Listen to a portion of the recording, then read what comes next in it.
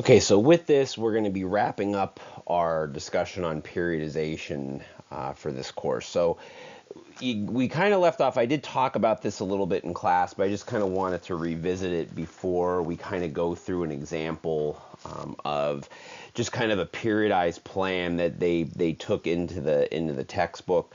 So again, in kind of looking at different periodization models, and there's some other terminology that we're going to use throughout the year.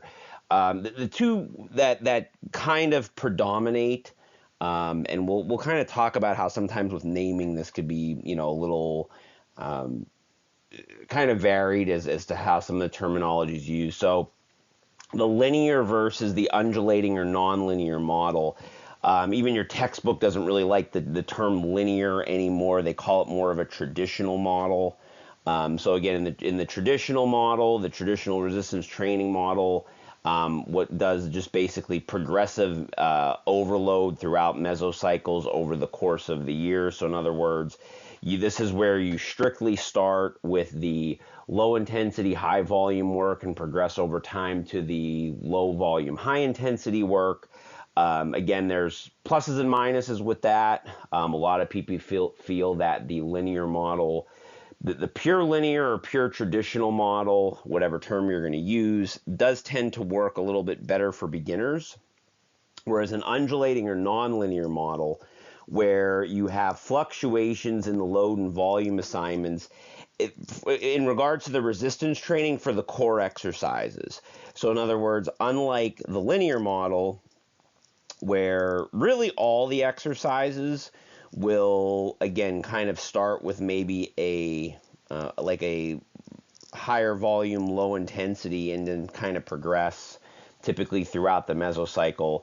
The undulating or nonlinear model kind of varies it within a microcycle. So I think I gave an example in class about this. I tend to use some what would be considered conjugate-based models or concurrent models, depending upon who you talk to, again with the terminology, where you have a max effort day where your primary core lift is done at a high intensity to hit a heaviest possible effort for that day. And then the second day is a dynamic effort day. And then kind of within that, all the assistance work will be kind of that higher volume, more classic hypertrophy work. Whereas in the linear model, it would all pretty much run the same. Now, it should also be noted, in the linear model, you can still vary the load over the course of days, but typically, like your sets and reps, your overall training volume will still pretty much be the same. There's different theories on this, pluses and minuses to both. And your textbook actually does talk about some of the pluses and minuses. So, proponents of the undulating model suggest that one of the strengths is the absence of accumulated neural fatigue caused by, those progressively increasing intensities with the traditional model, whereas people who like the traditional model suggest that some of the volume loads in the undulating model, that they might create some peripheral fatigue and increase the risk of injury. So there's pluses and minuses to both. We'll talk about these a little bit more in class again, but you'll get to see some different models as we kind of go throughout the semester.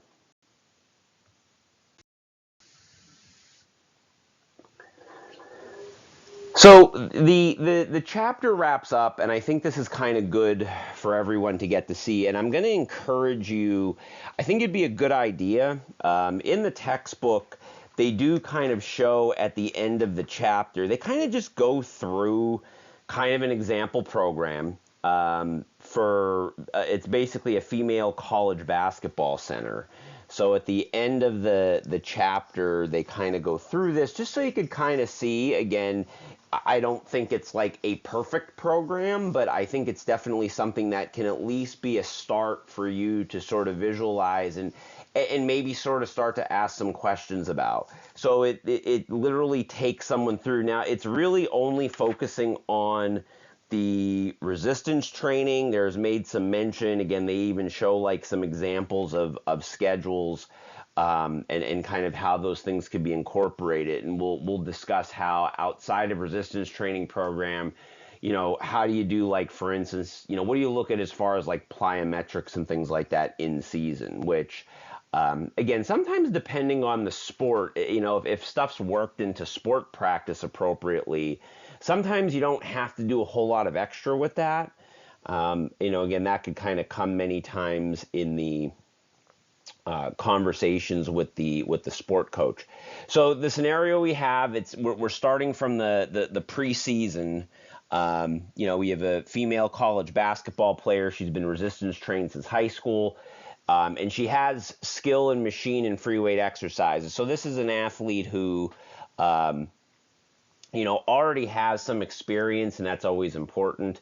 Again, I always say anytime you're not sure, always just assume that there's very little to no experience. You'll never really go wrong with that. And again, it's always kind of easy to adjust. I always say it's kind of easier to adjust up than it is to kind of like back people off and, and potentially have some issues with that. So we're just going to go through a continuation here and kind of tie in some of those concepts we've talked about in class previously. So again, if we're starting within the preseason, so again, the preseason kind of comes, of course, after the completion of the off season, and the idea here is that it leads us into the first major competition. So at some point within the preseason, it doesn't necessarily have to be, in other words, it doesn't start necessarily right when they start practices. It could be a little bit before that as well, but it's basically getting closer and closer to your first competition. So once competitions start, then you're officially in season, okay? So again, preseason kind of leads into that. So this is kind of that, what we would call that when we're using the periodization terminology.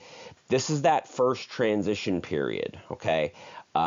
Really big focus, as it relates, again, to most sports. Again, you do have to look at all your sports and do a needs analysis. So, for instance, in the case of basketball, strength and power is going to be really important here. You're not right now building foundation. You shouldn't have to be building foundational capacities at this point. All of that should be done in the off season.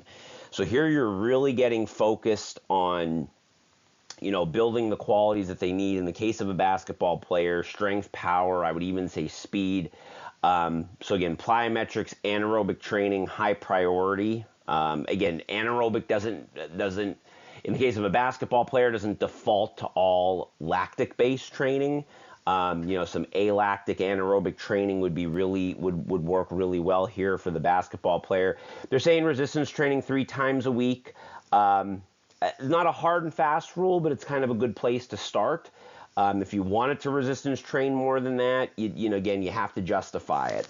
But 3 times per week is probably a good start. And then once practices start in the preseason, you'll probably be backing off that a little bit as well. Again, it's that shift. So as the sports specific, and they may be starting to do some sports specific stuff during this time as well.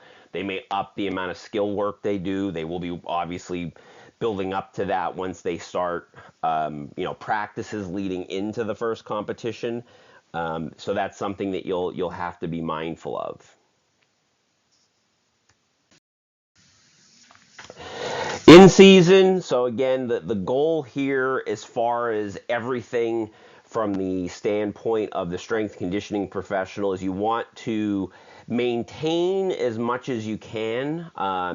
There has been shown that sometimes even with very limited training that you can get some slight improvements. But again, your goal clearly during this time is not to necessarily just improve these kind of individual general abilities, because the idea is clearly that the greatest sort of expenditure of energy needs to be for the athlete's sport. Okay, so again, in looking at, like, again, most of our sports teams have these long competitive seasons.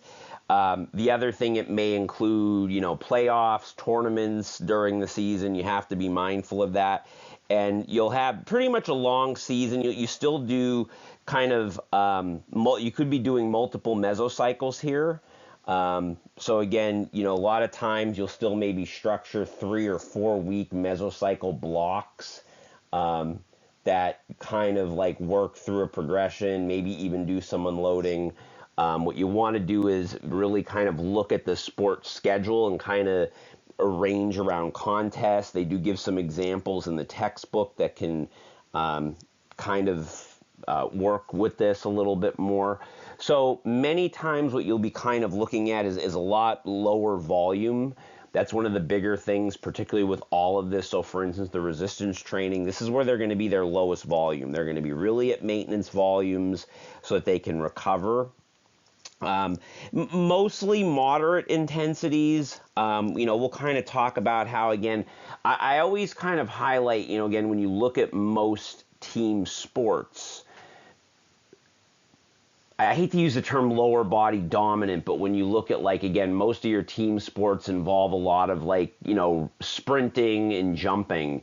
Clearly the lower extremity is going to be getting stressed quite a bit. So in as far as that's concerned. Now, however, the upper body likely will not be. Again, a lot of just even general heavy upper body training just kind of translates through the nervous system. Remember, anytime you're doing high intensity work, you're stimulating the nervous system sort of on the whole. So, in other words, yes, when you're doing a heavy bench press workout, from a local perspective, as far as the muscles, yes, you're working your upper body pressing muscles. However, when you're working those lower rep, higher intensity, so I always say anything 5 reps below or even maybe 6 reps and below, you're really stimulating the nervous system on the whole. So that's something that in some ways you could kind of leverage to your advantage. But for the most part, your volumes will be low. Intensities will normally kind of hover more in the moderate range. In some instances, you can go a little bit higher, but you just have to watch what exercises you're selecting. You also, again, want to make sure that you're not, abnormally stressing anything, because a lot of times athletes, their workload with the skill work is clearly going to be very high in this regard. You can also modify. I've done this at times with athletes. Say you get athletes that don't, they don't, in contests, they may not play as much, whether they're younger athletes or at the time just a little less skilled. They can always do a little bit extra because clearly, like, game day, a lot of times they're really not doing much other than warming up with the team. So that means that you can clearly do that. So, again, I think when you look at the example plan, there's some things that can definitely kind of carry over into this. So again, you'll typically, before the in-season works, you'll have an unloading week following the preseason, and then again, you want to make sure that this kind of works around things. Here I'm giving some examples. So resistance training limited to 30 minutes, 1 to 3 times a week. Alternate it with plyometric training. The other thing too is you kind of look at what they do in practice. They may not have to do, and so again, we're referencing a basketball player here. They may not even necessarily need to do any plyometric training, or possibly even with their skill work. That could kind of get worked into practices. Again, that's something you could talk about with the coaching staff as well. That could kind of make some of that a lot easier. Your book also gives some examples. They talk about how 2 or 3 days of rest should be kind of between resistance training, plyometrics, and sprint interval trainings, depending on the game schedule. So they give some examples of the weekly schedule in the book that you could kind of look at. Again, the key is you just want people to be as fresh as possible for their games. The games are the most important thing. In the case of basketball, sometimes they will only resistance train once a week, if that's the case. So just as an example, something that I've done in season, I kind of have like multiple options for the week. So if there's a week where, say there's like an extra, I think at times we would have like an extra game, so it'd be a week where there might be 3 games. They'll have the 1 day a week option for the mesocycle, and then there's the 2 day a week options for the mesocycle. I typically didn't have any athletes lift. I can't think of too many times I've had athletes lift 3 times per week in season. Again, there's an option there. You're definitely not going to go 4 or 5 in season because there's just not going to be enough recovery there afforded to the athlete.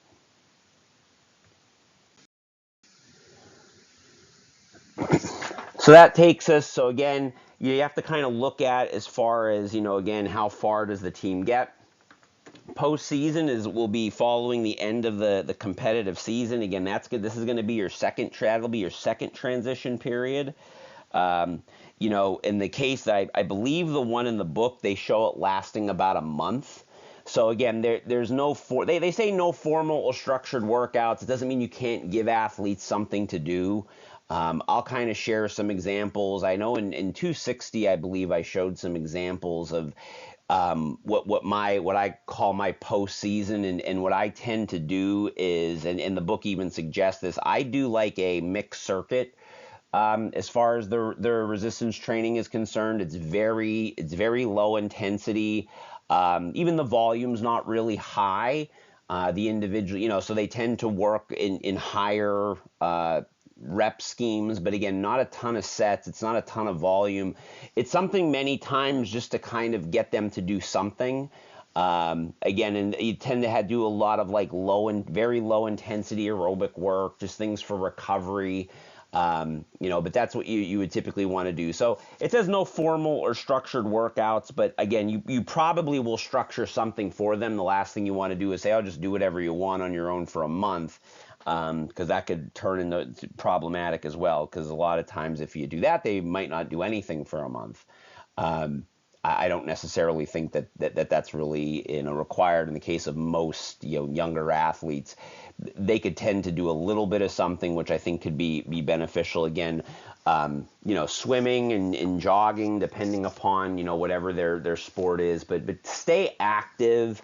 Just don't no heavy high CNS stuff. In other words, postseason, you're not going to be doing cleans, and I don't even do really any barbell lifts in the postseason.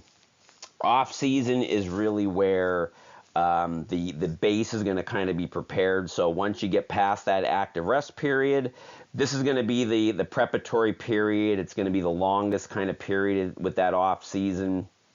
And again, the goal here is to establish a base level of conditioning and again, prepare them for more intense training during the later phases. You may do some testing during the first week.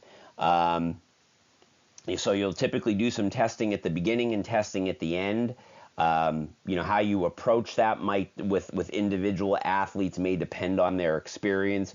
I mean, once you've kind of been working with athletes for a year, hopefully they're all pretty good at for instance, in strength tests. If you're testing a 1 rep max in like squats, or if you do happen to be doing Olympic lifts, things like that, they're hopefully able to do that at this point. Resistance training is going to take a higher priority. I talk about here a 4 days per week split program could be warranted in this case. Again, a little bit more aerobic endurance training and flexibility work is going to kind of be more valued here. Again, some of that stuff will continue on during the process, but again, will become less and less of a priority. So again, since these things take on more of the training load, again, there'll be minimal skill work during this time. Again, if they want to play a little bit of basketball or something like that, that's fine. In the case of this athlete, as the example athlete here is a basketball player. But so again, they show some examples in the book of different tests and what they incorporate. And we'll talk about different testing procedures, but this is what you really want to do with this. Again, you don't have to do a 4-day-a-week plan. Again, we'll talk about different split programs, and this is something that even in just resistance training research a lot, they really found that the split really doesn't matter as long as muscle groups get stressed. So the split is just the way to organize it, okay? Personally for me, in designing programs for team sport athletes, I prefer a 4-day split in the off season. I tend to shift to a 3-day split towards the end of the off season and into the preseason as some of the other elements, particularly for, if the sprinting work has to go up, there's ways to kind of modify that. for as the off season progresses and goes into the preseason.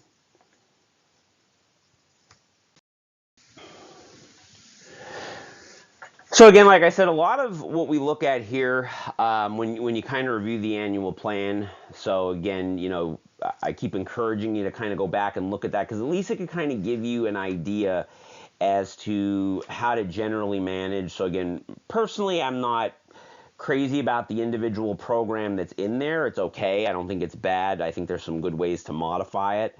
But, overall, at least gives you an idea as to how something can progress. I think for a lot of this to work, hopefully there's some good communication with the team sport coaches. That can certainly help the case. And again, athletes and events will vary. So what was basically just given here is an outline for a basketball player. For most team sport athletes, a similar model will work. Like I said, some things may change. If you talk about like Olympic athletes, a lot of the athletes in those types of competitions, they don't have like seasons, they have events. So the prep there is a little different because they don't have multiple competitions in that chunk of time, like say like a basketball player does, or a football player, baseball player. So you do have to look at that. So there can be some variations that could happen there. But certainly this is kind of a good model to at least go off of and build on. So again, these are your learning outcomes. So again, be aware of, again, terminology is really big with this. So make sure you're aware of the terminology, make sure you're aware of all of the different sort of models of adaptation, because we talked about some different models of adaptation. So make sure you can do that. Make sure when you look at the traditional periodization model, you know those 4 periods and how they apply to the athlete as far as the athlete's seasons are concerned.